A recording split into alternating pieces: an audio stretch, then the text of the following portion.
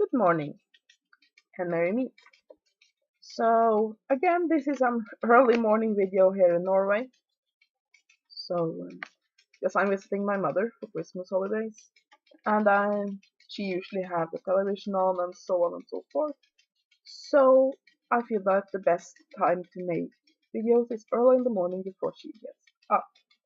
Now I am going to review another witchy iPad app.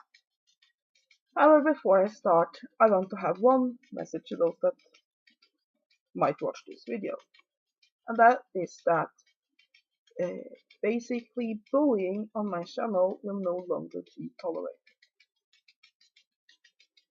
Every so often when I make a video, I get comments like, "What the fuck is wrong with your face? What's wrong with your eyes? You look like a fish," and so on and so forth. And it really has nothing to do with the topic at hand. If somebody has different opinions than me on the topics I am discussing, even if those opinions are presented in a rather trolly way, I will leave that there and reply to it, because at least that is an opinion on the video. However, just inflammatory statements about my appearance will no longer be tolerated. Now here's the thing, I was born with these eyes. They are a birth defect. They are abnormally large and pokes out of my face. And if you feel that is ugly, that is your right. You do not have to watch my videos. What, however, is not your right is to try to put me down, try to demean me, and bully me over it. So every time I see comments like that, they will be deleted and reported. And I will also do this if I see demeaning comments on others that might have commented on my videos. I do not think bullying is okay, not of me, not of anybody else. So, let's get to the review. And the app I want to review today is Kanji Divination. The startup screen looks like this. I know this is for iPad, I don't know if it's also on Android. And what this is, it's a card divination method that uses the iPad. Now, I do not read kanji, so that I have to trust what the program tells me these symbols means, because joy and happiness might as well mean go to hell, I hope you die, for all I know. And of course this touches into the concept of should you really use a divination system or any symbol in magic without fully understanding their meaning. And normally I would say no, but yeah, these cards seems to work for me, and they are very pretty and simple, so I've chosen to trust what the program tells me. However, if you do not read kanjis and are of a different opinion, then I definitely urge you not to get this or to get a book explaining what these various kanjis mean.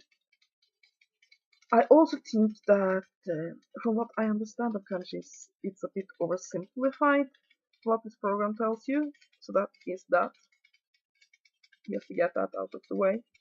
However, I have to review this from somebody who do not read these symbols, have to go completely by what the program tells me. And yeah, that might not be the best way to do it, but it's what I have done. So, how do you use it? Well, you have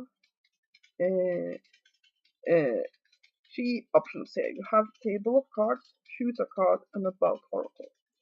About oracle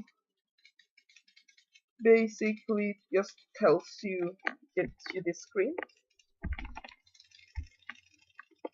and it gives you a little blurb about the oracle. We can read. Kanji Divination is a simple divination application for foretelling your future, growing spiritually or just for fun.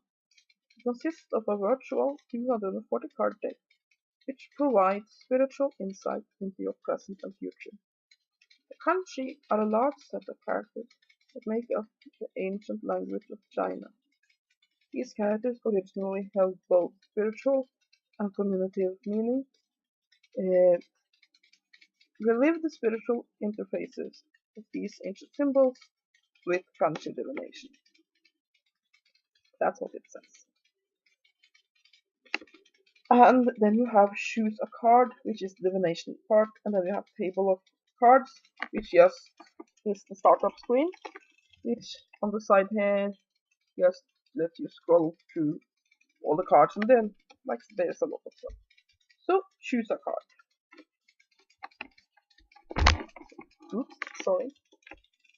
Here you get it, and basically what you do is that you focus on a question, and then you tap on it, for example, and it tells you the meaning down here. So that this is degree, reward and accomplishment are near. Now is the time to look towards your end goal, even if a lot more time is required. All of the tools are in place to ensure your successful completion of the task at hand. If we look at table of cards, all of the different cards are like this. Sorry for bumping the camera, I'm trying to juggle it and my iPad at the same time.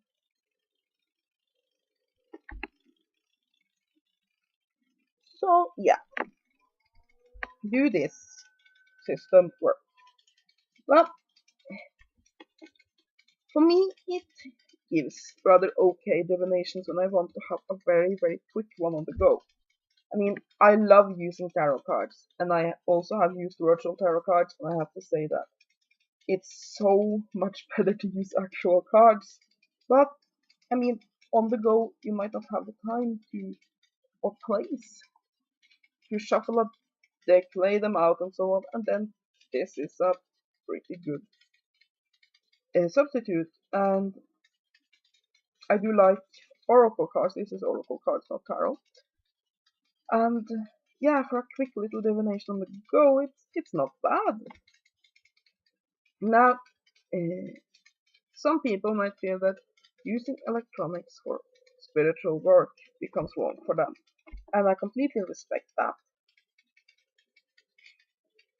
But for those that it works for, I would say this application is completely okay. Now, the one I spoke about yesterday, the eye dosing, it was extremely expensive. This isn't. I think I paid around $1 for it, or was it $2? Something like that. And I would say it's worth that. There's a lot of cards. It's definitely something I would expect to get for $2. So yeah, I mean the cards are very simple. It all depends on do you like very simple designs. Basically, how should I? There's a tarot deck. I think it's the Blue Cat Tarot. Very simple designs of cats on them. Go on the internet, but just search out that tarot and see if you like the simplicity of that. If you like that, then the simplicity of these cards might appeal to you. If you want more details, however, I mean, this is what you get. I also think that the color scheme of the app is very nice and soothing. I like the deep burnt oranges and yellows that they use. So yeah, it's a pretty okay app. It's of course limited by what it is. So I mean, yeah, it can't replace an actual Oracle deck or a Tarot deck, but something quick on the go. Of course, like I said in the beginning, one thing to consider is that if you do not read kanjis yourself, you have to completely trust what the program tells you. And yeah, that there's a lot of debate on whether or not you should actually use words or symbols that you do not completely understand. It's like a friend of mine who's also an occultist said once he wanted to write an occult book and then have some pre-made spells in it and have them in Latin. And one of the spells, well, the lines in it would say, "I have no idea what I'm saying. I'm a complete idiot." I sort of feel that, I sort of agree with him, that symbols have so much meaning that if you do not understand all of them, it becomes wrong to use them. On the other hand, I also feel that symbols get a personal meaning, so that when I use this system, even if it might not be 100% correct, that symbol still takes on that meaning for me within the context of this divinationary system. So I feel that it's okay to use it for me, but again, like I said, if you do not read kanjis, and if you do, of course, then this isn't an issue at all. But if you do not read,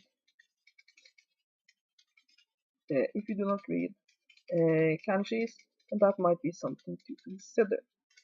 Anyway, um, I like this. It is what it is. It's very simple, but it's not expensive. So yeah, I think I'll give it 7 out of 10. It does what it does pretty well, but it doesn't do much else. So yeah, that's my review of Kanji Divination on the iPad. Oh yeah, one more thing. I do think this is also one that would work well on a smaller device, a phone and such on, because it's not a lot of details in the cards, so it shouldn't really matter what size of device you use it on. I hope you have a great day and blessed be.